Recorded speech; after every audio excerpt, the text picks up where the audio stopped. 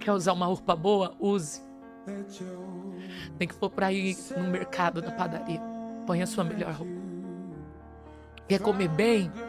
Espere uma data importante para comer bem em família. Come numa segunda-feira. Tá entendendo?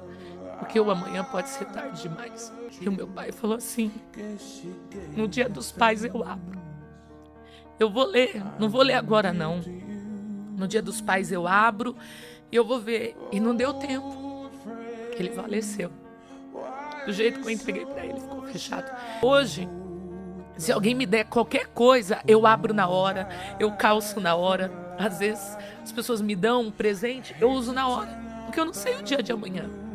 Não protele coisas que você pode fazer hoje. O amar hoje e o perdoar, ele é muito importante.